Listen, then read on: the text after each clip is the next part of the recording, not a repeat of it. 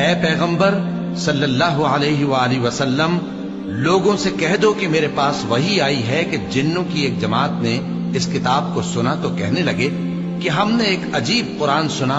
जो भलाई का रास्ता बताता है, सो हम उस पर ईमान ले आए और हम अपने परवरदिगार के साथ किसी को शरीक नहीं बनाएंगे, और ये कि हमारे परवरदिगार की शान बहुत बुलंद है, वो न बीवी रखता है न औलाद, और ये कि हम में से कोई कोई बेवकूफ अल्लाह के बारे में झूठ गढ़ता है, और हमारा ये ख्याल था कि इंसान और जिन अल्लाह की निस्बत झूठ नहीं बोलेंगे, और ये कि बाज बनी आदम बाज जिन्नात की पनाह लिया करते थे तो इससे उनकी सरकशी और बढ़ गई थी, और ये कि उनका भी यही एतकाद था जिस तरह तुम्हारा था कि अल्लाह किसी को नहीं जिंदा करेगा।